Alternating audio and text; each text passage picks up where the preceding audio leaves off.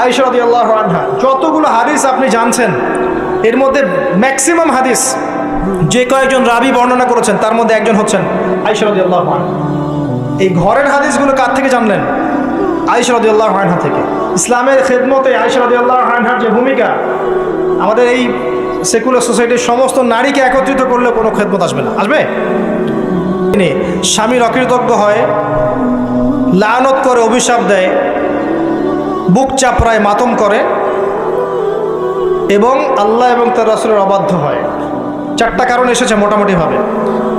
মৃত্যুবরণ করলে কেউ তারা মাতম করে, গাহাত পাত থাপড় দেয়, চাপড়ায়, জামা কাপড় ছিঁড়ে ফেলে, অনেক ক্ষেত্রে এমন করে।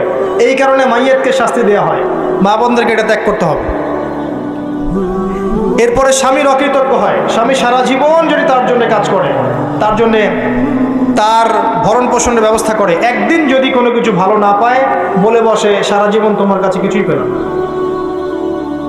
এবং বেশি বেশি অভিশাপ দেয়, ঝগড়া লাগলেই গালিগালাজ এবং অভিশাপ দিয়ে বসে। এই কাজগুলো যদি তারা ত্যাগ করতে পারে ইনশাল্লাহ তারা বেশি বেশি জাহান্নামে যাবে না। তবে তাদের বেশি বেশি জাহান্নামে যাওয়ার বর্তমান মডার্ন একটা কারণ হচ্ছে ফ্যামিনিস্ট রেভলিউশন।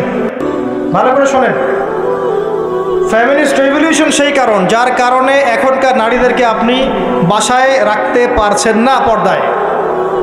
এর কারণে মেয়েরা বাইরে বের হয়ে যাবে, ফ্রি মিক্সিংয়ে যাবে, পর্দা ছেড়ে দিবে, নামাজ কালাম দেখবেন ঠিক ঠিকানা নাই, দেখবেন দিনের জ্ঞান অর্জন করবে না, বেশি বেশি হারাম রিলেশনশিপে লিপ্ত হবে, জেনা বাড়বে, ধর্ষণ বাড়বে, পরকীয়া বাড়বে, আস্তে আস্তে তারা জাহান্নামে।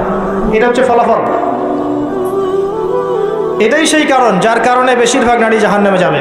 খুব সতর্ক থাকবেন। কোনো কোনো ক্ষেত্রে দেখা যায় সামান্য দুনিয়ার স্বার্থে তারা নগ্ন হয়ে মডেলিং করতেও দ্বিধাবোধ করছে না, নগ্ন হয়ে